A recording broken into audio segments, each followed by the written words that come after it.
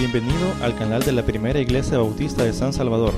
Esperamos que seas edificado a través del mensaje que estás por escuchar. Recuerda visitar nuestro muro en Facebook para que conozcas más acerca de nuestras actividades. También puedes escribirnos a nuestro correo electrónico. Será un placer saber de ti. Dios te bendiga.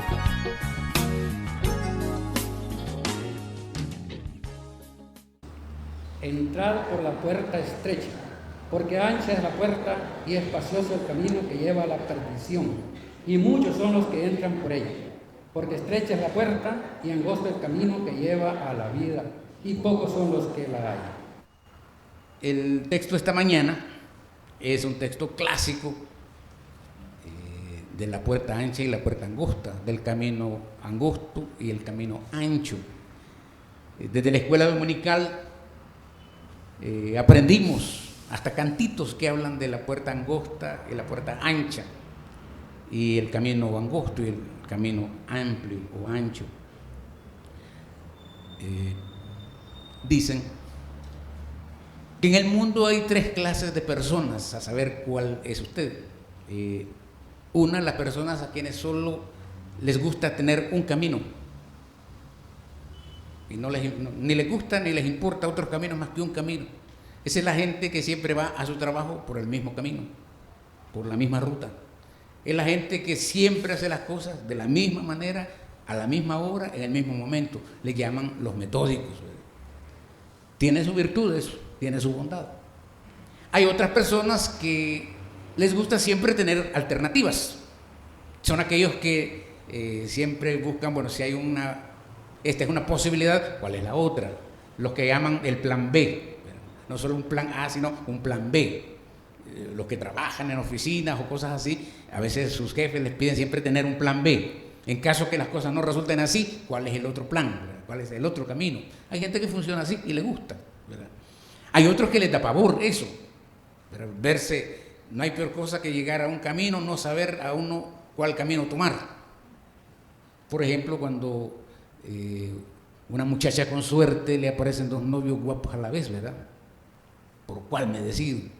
Y se puede dar el lujo de decir, este tiene el otro, ¿verdad? Y las muchachas tienen esa ventaja de escoger. Los hombres casi no. Si escogen, se pierden las dos cosas, las dos personas. Pero hay quienes sí les da pavor eso, tener que escoger entre alternativas. Y hay otras personas que ni en un caso ni en el otro, sino que están abiertos a muchas vías. Yo vivo en un sitio cualquiera, si ustedes quieren, está cerca de todas partes, digo yo. Pero para venir a este templo tengo como 5 rutas. Y las uso, todas las uso. Casi nunca me vengo por el mismo camino. Bueno, casi si estoy apurado me vengo por la ruta más corta, ¿verdad? Pero la ruta más corta siempre está llena de tráfico, entonces puedo llegar tarde. Entonces a veces la ruta más larga es más larga, pero siempre está vacía. Hay que dar una gran vuelta. El punto es que San Mateo, por alguna razón, siempre le gusta hablar de duplas, de dos cosas. Y aquí habla de 2 puertas y 2 caminos.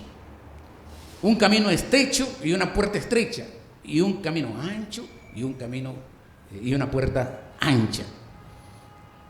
Todos, creo yo, que preferimos las puertas. Por ejemplo, si hay un temblorón aquí, ¿cuál puerta escogería usted para salir de aquí?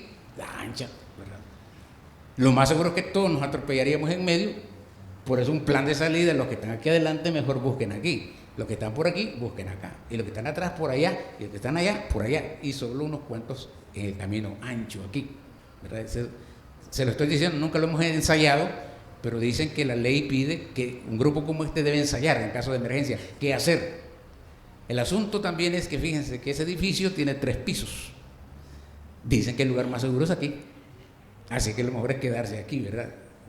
Porque ahí con los 3 pisos arriba hay menos riesgo, ¿verdad?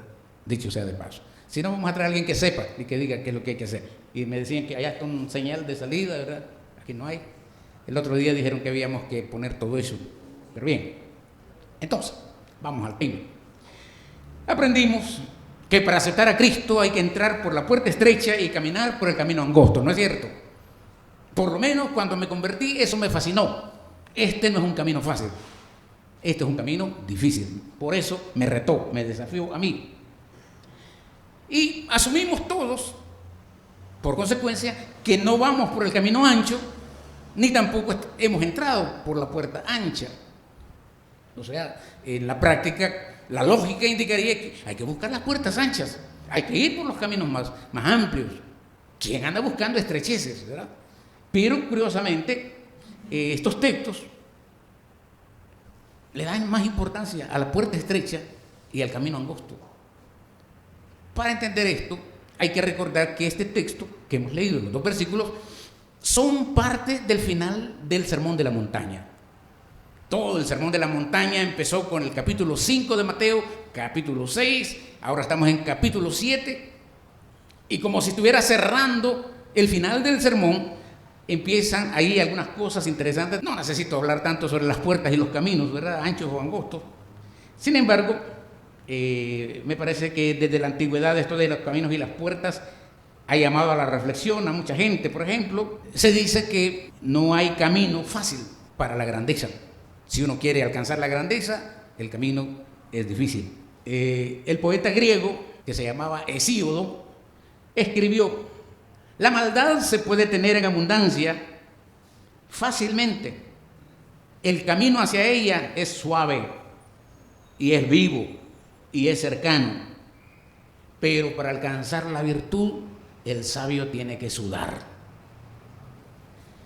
Un autor que tiene un nombre feo, Bellaco, se llamaba él. Bellaco hoy es insulto, ¿verdad? Este señor así se llamaba. Él dijo: no aspires a las cosas fáciles, no sea que heredes las difíciles. Por andar buscando lo fácil, te van a salir las cosas más difíciles. Y aquí es donde la vida tiene cosas dramáticas, y fue William Barclay, un comentarista, pastor británico, el que dijo que todas las posibilidades humanas siempre se encuentran en las encrucijadas. Es decir, que todo lo que podamos hacer y alcanzar siempre tiene sus problemáticas, su problema. En cualquier instante de la vida de una persona, eso es lo duro, siempre vamos a encontrar alternativas. Si la vida fuera una carretera pavimentada y recta, la vida sería fácil. Pero a algunos nos tocó caminar por caminos tortuosos, largos, cuesta arriba más que cuesta abajo. Y una de las misiones, por decirlo así, que han tenido grandes personalidades, reconociendo esa dificultad de la vida, es presentarle a la gente siempre como 2 caminos. Siempre hay 2 posibilidades. Por jugar un poco, ¿verdad? Usted hoy tuvo la posibilidad de venir o de no venir. Coger el camino para la iglesia o coger un camino para el súper o para un paseo, ¿verdad?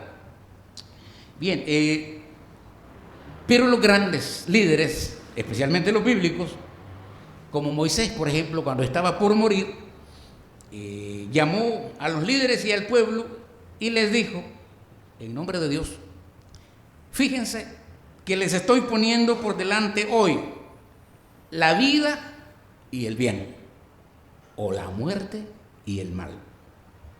Escojan la vida para que vivan. Dicen que Josué también hizo lo mismo. Cuando tenía que entregar el mando, que ya se había quedado ya viejo y estaba por morir, tenía que entregar el mando, el liderazgo de su nación, también le dijo al pueblo: escojan hoy a quién van a servir, porque en lo que concierne a mí, yo y mi casa serviremos a Jehová. Pero ustedes escojan, o van a servir a Dios o se van a servir ustedes mismos. Esa es la alternativa que Jesús nos presenta en el texto de hoy. Hay una puerta angosta y hay una puerta ancha. Hay un camino difícil y hay un camino espacioso, amplio. Decía un discípulo de Sócrates que se llamaba Cebes, escribiendo para instruir jóvenes, decía: ¿ves una puertecita y un camino al otro lado de la puerta que no está muy transitado, sino con pocos viajeros? Ese es el camino que conduce a la verdadera instrucción. Siglos antes de Jesús, está diciendo que el camino para ser instruido no está muy transitado. Y es lo que el Evangelio dice aquí. Por el camino ancho son muchos los que transitan. Por el camino angosto no son muchos. Por el camino angosto no son muchos los que lo buscan y son pocos los que lo encuentran. Pero el camino ancho, todo el mundo va por ahí. O sea que en el Evangelio aquí se nos presenta un camino difícil y probablemente un camino fácil. Quisiera que se le quedara esto en la cabeza cuando hablamos del Sermón de la Montaña, porque si nos atrevemos a mirar el Sermón de la Montaña, yo sí creo que es un camino estrecho y difícil. Solo con las bienaventuranzas. Me imagino que todos ustedes han leído las bienaventuranzas. Yo le preguntaría, ¿cuántas de esas bienaventuranzas ha cumplido usted hoy? O hasta hoy. ¿Una? La de pacificación, por ejemplo. 2, 3. O sea, les empiezo a complicar la vida yo. Porque uno empieza a examinarse a la luz del Sermón de la Montaña y salimos aplazados. Por eso es que entonces en el capítulo 7, y eso es lo que quiero que ustedes recuerden, no mis palabras, sino esta división del capítulo 7, porque el final del Sermón de la Montaña se cierra dando criterios de discernimiento. Esa palabra casi no la usamos, pero subráyela en su cabeza, la palabra discernimiento, porque vamos a utilizarla en nuestro 104 aniversario. Vamos a hablar del discernimiento. Pero hoy les adelanto un poco en cuanto a qué es discernir.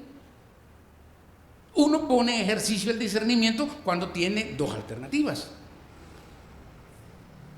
Jugábamos de niños un juego que no sé, ya ni me acuerdo cómo era, pero si me caso con la chelita se me enoja la negrita, si me caso con la negrita se me enoja la chelita. No sé ni qué juego era, pero uno tenía que escoger, ¿verdad? Aunque las dos eran morenitas, pero ese era el juego, uno tenía que escoger. O como el otro juego con San Pablo o con San Pedro, ¿verdad? O con Dios o con el diablo. O sea, hemos jugado con eso de niños. Pero en Mateo, capítulo 7, del versículo 13 hasta el 27, allí están 3 criterios que son bien importantes. El primero se trata de ser o no ser. Y no me refiero a aquella frase de Shakespeare, ¿verdad? Ser o no ser. Sino en palabras sencillas, bueno, usted es o no es.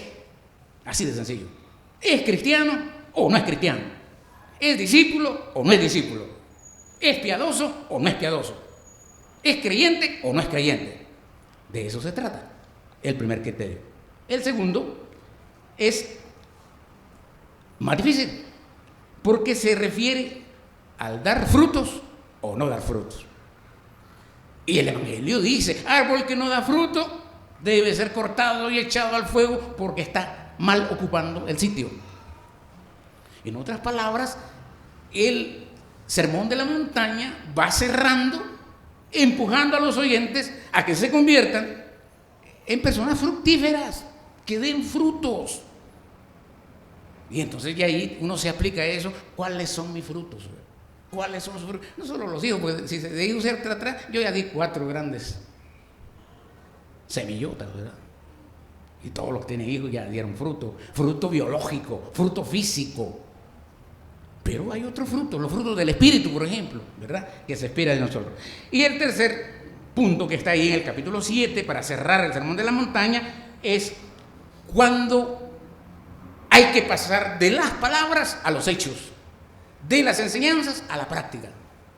Y si quiere que se lo recuerde, es de cómo construir la casa, sobre la roca o sobre la arena. El que oye, dice Jesús, es como el que construye su casa sobre la roca. Entonces, se fija qué bonito, el capítulo 7, desde el versículo 13 hasta el 27, se trata de ser o no ser. Segundo, de dar frutos o no dar frutos. Y tercero, de practicar o no practicar. Así que hoy vamos a concretarnos a este primer criterio que tiene que ver con el ser o no ser creyente. Porque nos coloca en ese dilema.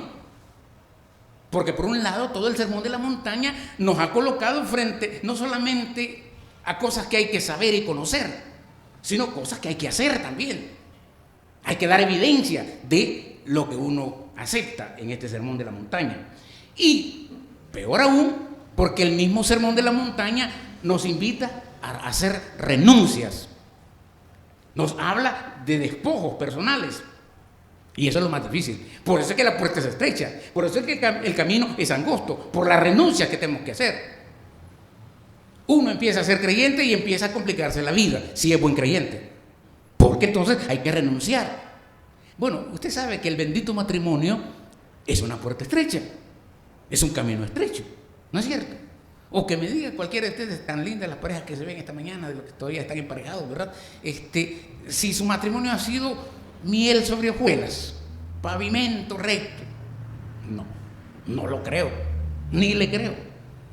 Porque yo, que soy el último de los santos, ¿verdad? Con mi esposa, que es la última de las santas también, hemos luchado para mantenernos. 44 años. Se dice fácil, ¿verdad? Y algunos de ustedes llevan más. Entonces, ¿qué es lo que hace? Bueno, el camino que hemos escogido. Es decir, no fui a buscar yo una mujer que no conociera a Cristo. Es más, yo hasta le puse al Señor un peso más. Yo le dije, mira, que sea hija de pastor. Y las hijas de pastor son tan escasas que yo dije, no me voy a casar quizás. Y el día menos pensado, una señorita agradable, y era hija de pastor. Me contestó el Señor, pensando que era la manera más fácil, ¿verdad?, de cumplir este ministerio. Pero estoy diciendo que la vida no es carretera pavimentada y recta. Estoy diciendo que la vida en Cristo es puerta estrecha y camino estrecho. Sobre todo porque es puerta y camino hacia el reino de Dios. Paradójico. ¿Cómo es posible, si el reino de Dios es la gloria de Dios, que el caminar y entrar hacia el reino constituye una pesada marcha o un sendero difícil? Pero lo es. Ahora, nuestra tarea esta mañana es, ¿qué quiso decir Jesús con la puerta estrecha y el camino estrecho? Y uno se lleva sorpresas en este texto.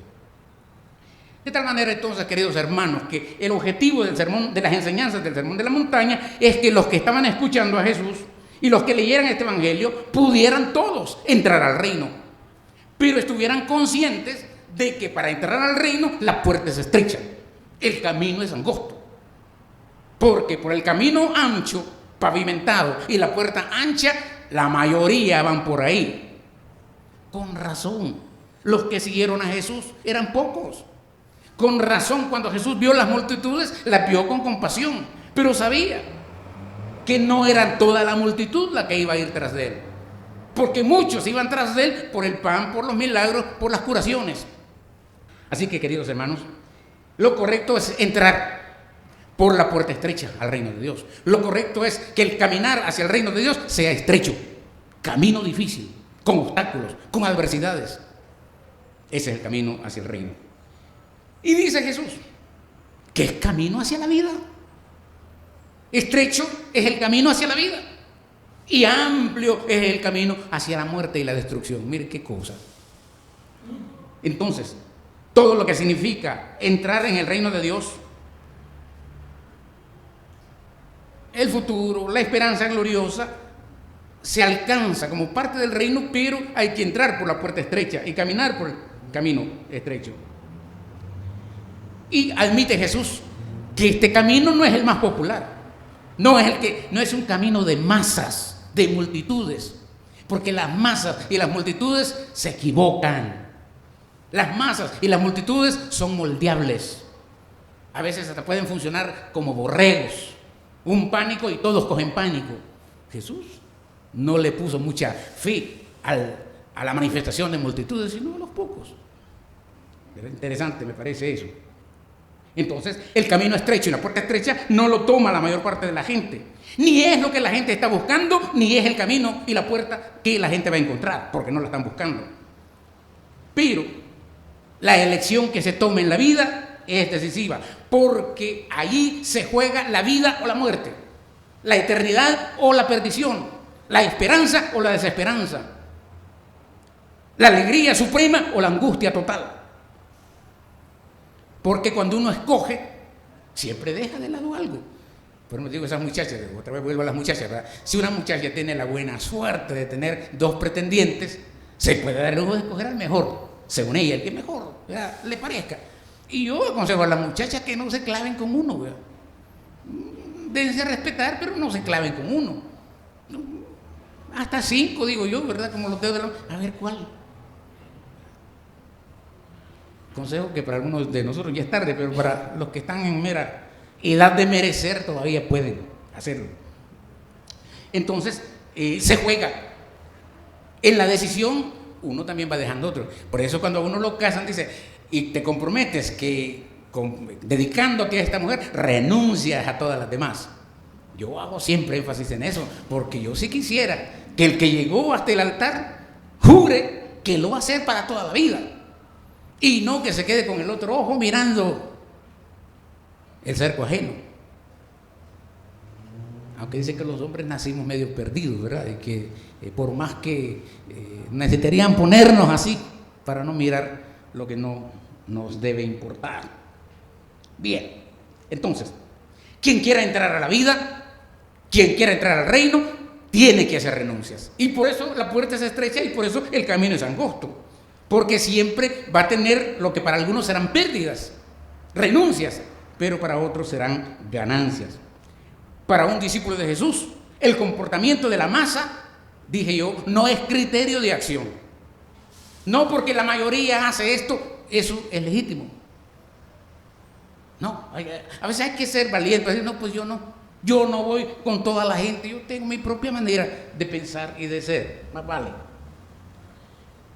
En otras palabras, un discípulo de Cristo puede ser que le toque caminar siempre en contra de la corriente de los demás, como decía aquel cantante, en contra de las convenciones generales, en contra de las costumbres más conocidas, en contra de las tradiciones más sagradas y en contra de las ideas más vendidas por la mayoría. Por ejemplo, digo yo, ¿verdad? Siempre pienso, los medios de comunicación como la radio y la televisión han llegado a ser tan importantes hoy que aunque mientan, la gente cree que es verdad. Y de que mienten, mienten. Yo ya no confío en los medios. Yo confío en mis propias interpretaciones. Los medios mienten en favor del dueño o del que paga, el que tiene los medios. Entonces, en estos dos versículos tan pequeños, en tono imperativo, Jesús nos está diciendo, si querés, ahí entrar por la puerta estrecha. Si te parece, andate por el camino estrecho. No hay nada de eso. La llamada es imperativa. Entren por la puerta estrecha. Entren, vayan, caminen por el camino estrecho. Porque el camino que va la mayoría es amplio y la puerta es ancha también. Pero si quiere ser discípulo, si quiere entrar en el reino, entonces hay que pagar un precio. El precio de la estrechez y de la angostura. Entonces, este es el primer criterio que nos da al final el Sermón de la Montaña. Un criterio que nos conviene comprender e interpretar lo que es necesario para la vida, para vivir bien. El discernimiento, entonces, es una virtud del creyente, o debe serlo. No todo creyente sabe discernir, pero en este caso lo que estamos diciendo que es un valor agregado del creyente, saber discernir. Un creyente no puede meter las patas tan fácil. No debe. Que se equivoquen los tontos, los imbéciles, los estúpidos, los que no piensan, los que actúan como patanes. Pero si hablamos de creyentes, no te puedes dar el lujo de razonar antes de actuar, razonar antes de hablar, razonar antes de tomar la decisión. Pedro se equivocó tantas veces frente a Jesús por su impetuosidad. Pedro se iba primero él y después venían las reflexiones. Más vale, mejor ser reflexivo antes de tomar decisiones difíciles. Entonces, eso es discernir. Discernir es hacer un juicio por medio del cual percibimos y hacemos la diferencia que existe entre varias cosas. O sea, a lo que le estoy invitando yo es que evalúe en su modo de vida, este modo de vida que el mundo nos ofrece, cuál es el camino que hay que tomar. Y escoja por el camino estrecho, por el camino y la puerta estrecha, porque ese es el que lleva hacia el reino de Dios. Entonces, el discernir es un juicio que se basa en modelos aprendidos. Y en nuestro caso, porque digo que no nos podemos equivocar, es porque nosotros no tenemos la Biblia de balde. Es porque la Biblia se convierte en fuente de orientación para la vida. Uno puede meter las patas y equivocarse a pesar de la Biblia. haciendo a un lado la Biblia, porque uno decidió, sabiendo lo que debe hacer, decide hacer otra cosa. Y en eso hasta los pastores, como dicen, al mono más listo se le cae el zapote. Saber discernir, queridos hermanos, exige tener un modelo entonces de valores que para nosotros vienen de Jesús y vienen de la Biblia. En el lenguaje de la Biblia, el lenguaje hebreo, la palabra discernimiento no aparece como tal, pero aparece sí la palabra entendimiento y sabiduría. Eso quiere decir saber aplicar en la vida para las decisiones que hay que tomar. El proverbio dice: si llamas a la inteligencia o pides el discernimiento, Él acudirá a ti. Y dice que es una manera de conocer a Dios. Así, queridos hermanos, saber discernir es saber tener un juicio a través del cual percibimos y podemos hacer diferencias en las decisiones difíciles. ¿Qué hacer? Yo recuerdo, por ejemplo, hay momentos en la vida de uno que se vuelven cruciales. Cuando decidir, por ejemplo, una mujer que está viviendo con un marido que es un pelele y que no vale para nada. Un día llega la decisión: me divorcio. Pero no está pensando, o no debe pensar, no, que los hijos, ¿verdad? Y entonces ahí se va a quedar. Pero una decisión bien pensada sí es importante. Discernir. Así que, hermanos, el Sermón de la Montaña da estos criterios para evaluar si realmente hemos cruzado la puerta estrecha o estamos marchando por el camino angosto, que no es otra cosa que saber si estamos en el espíritu y en la acción del Sermón de la Montaña. Mire lo que estoy diciendo. Es decir, que usted ha de saber a esta altura del camino si usted camina en el Sermón de la Montaña, si su estilo de vida responde a lo que el Sermón de la Montaña está pidiendo. Y mire lo que dice el Sermón de la Montaña, porque ahí Jesús describe no solamente el camino para vivir, para saber vivir, sino también para hacer eterno ese camino y finalmente entrar al reino de Dios. En otras palabras, Jesús está diciendo que para entrar al reino de Dios, la puerta estrecha y el camino angosto. Esta idea de camino no fue original de Jesús. Ya desde el Antiguo Testamento se habla del camino y de las puertas. Es más, Jesús cuando dijo: yo soy la puerta, y el que por mí entrare será salvo. Puro evangelio. Entonces, el criterio es: ¿ha entrado usted por esa puerta? La puerta que significa Jesús. Y la otra en Juan cuando dice: yo soy el camino, la verdad y la vida. Nadie viene al Padre si no es por mí. Prueba de fuego. Camina usted por el camino que se llama Jesús, entonces va derecho a la gloria. Toda persona que elige la vía estrecha debe saber que camina y elige el camino de la vida. Los que se van por donde sea, a lo que van es a la muerte y a la perdición, diría Jesús. Pero la elección es tan decisiva porque ahí está en juego la muerte o la vida, el sentido de la vida o la vida sin sentido. Quien quiera entrar en la vida eterna tiene que asumir dolorosas renuncias y pérdidas, pero también ganancia de bendiciones en la comunión con Dios. Así que Jesús contrapone el camino de la vida contra el camino de la muerte.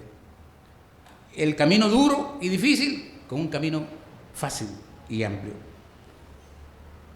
Pero estas solo son imágenes, que pueden ser imágenes literarias de niños, ¿verdad?, que Jesús usó para llamar la atención de los lectores del Sermón de la Montaña, de que evaluaran su vida y de que descubrieran que caminar hacia el reino de Dios no es fácil. Hay que sufrir, hay que sacrificarse. Y por eso es que la iglesia no es tan popular. Las iglesias no son, por más que parece, ¿verdad? Porque esa champa era un comedor, hace un montón de años ahí comíamos, ¿verdad? Ahora es una iglesia. O sea, ahí enfrente tenemos 2 iglesias, grupitos pequeños, pero ya terminó el culto allá, pero empezó antes que nosotros, y eso era alabanzas a todo pulmón, ¿verdad? Yo creo que Dios también se manifiesta ahí, Dios quiera, ¿verdad? Porque puede ser que hasta las iglesias lo que están buscando son los caminos anchos. Las iglesias lo que están buscando son puertas anchas. Cuando la iglesia tiene como meta ser una gran multitud, hay riesgo de que no todos van en el camino, porque ahora cierro, ¿qué significa la puerta estrecha y el camino estrecho? Jesús no lo dijo, ni lo dice el Sermón de la Montaña, pero en el horizonte lo que hay no es otra cosa que la sombra de la cruz. Y mire si no es tropezadero y estrecho el camino de la cruz. Él no lo dijo en esa ocasión, pero cuando habló de la puerta estrecha y del camino estrecho, lo que él estaba diciendo es, para entrar por el reino hay que pasar por la cruz, hay que morir en la cruz, hay que sufrir en la cruz, hay que estar dispuesto a poner la vida en la cruz. ¿Cómo no va a ser difícil? ¿Cómo no va a ser costoso? ¿Cómo no va a ser fácil de pasar por un lado? Por eso, quizás conviene preguntarnos a nosotros, ¿verdad?, cada domingo, ¿cómo impacta en mi corazón la palabra de Jesús? Escuchamos todos la palabra de Dios y nos disponemos a vivir bajo la mirada y la voluntad de Dios con humildad. ¿Acaso la palabra de Dios no nos desafía constante y permanentemente cada segundo, presentándonos las alternativas de la vida y las de la muerte frente a frente y juntas? Y la decisión que tenemos que tomar nos empuja o hacia la vida o hacia la muerte. Solo porque a veces no pensamos, pero puede ser que cada instante estamos escogiendo entre la vida y la muerte. Jesús mismo, siendo puerta y siendo camino, nos garantiza que la marcha es difícil, pero Él va con nosotros en el camino. Entonces, la pregunta es también, ¿se deja usted guiar y atraer por la vía estrecha y exigente del Evangelio, o camina usted por donde va Vicente con toda la gente? Seguro que va hacia la perdición, a la nada, al vacío. Y no me cabe la menor duda que las multitudes de esta nación están tan huecas y vacías que a lo que van es a su propia perdición. Y uno esperaría de los líderes de la nación, de la índole que sean, que tengan las luces por lo menos para saber mostrar caminos de vida a aquellos que les han encargado. Los pastores, sobre todo, están llamados a tener la lámpara encendida y clara para no engañar a sus congregaciones, para presentar caminos de vida en este país y en esta ciudad donde la gente lo que más conoce es la angustia de la muerte. Así que, queridos hermanos, los dos versículos nos hablan de los que se salvan y los que se condenan. Cuando usted lee el Evangelio en Lucas, a mí me llama la atención porque dice que Jesús iba por el camino y un desconocido, un anónimo, le preguntó así casi por el hombro, oye, ¿son muchos los que se salvan? Y entonces Jesús responde con este texto. Pero la pregunta es interesante, ¿son muchos los que se salvan? Es decir, es una pregunta que todos tendríamos también. ¿Será que la salvación es multitudinaria? ¿Será que todo el mundo anda con hambre y con sed de Dios, buscando a Dios con hambre verdadera? ¿O será que la gente lo que anda buscando es entretenerse, pasar el tiempo, invertir las horas? Yo le digo, si algún domingo usted siente ese ánimo, no venga. No venga. Pero ahí donde está en su casa, póngase de rodillas y pídale a Dios que le ayude a descubrir cuál es el gozo de la salvación. ¿Por qué es que usted un día vino a esta iglesia y hoy no siente el gozo de estar en ella? ¿Por qué usted un día se comprometió con el Señor y a lo largo de la vida no ha visto la mano de Dios con claridad? ¿Qué pasa cuando la vida se vuelve mediocre? Porque hay que decirlo, ¿verdad? Realmente la mayor parte de cristianos en el mundo viven un cristianismo de mediocridad. Mediocres. Personas, familias y congregaciones que viven sin esperanza, que no practican la misericordia, que no buscan la paz, la equidad ni el respeto a la vida. Hemos llegado a un tiempo en que se levantan cuestiones y problemas. Por ejemplo, cuando yo ya no esté en el ministerio activo, estoy seguro que va a llegar el problema a la iglesia de los matrimonios de pareja o bisexuales u homosexuales. ¿Qué vamos a hacer? ¿Verdad? ¿Admitiremos hombres casándose con hombres, mujeres casándose con mujeres? Mi fuero interno me dice que no. ¿Por qué? Porque yo estoy casado con una mujer, amo a una mujer y no me pasa por esta frente sudorosa amar a un hombre, a no ser en el estilo del Evangelio de amor al prójimo, pero casarme con un hombre. Entonces, como ya por la edad, ¿verdad? Ya estoy en la edad en que hay que dejarse a un lado, ya no me va a tocar eso. Pero puede ser que a algunos de ustedes les toque tener que decidir qué hacer. ¿Por qué? Porque el mundo y su multitud es hacia allá donde va. Pero de pronto y nos tenemos que acostumbrar. Dicen que en Estados Unidos hay 28 estados que ya reconocen el matrimonio así. Entonces eso va.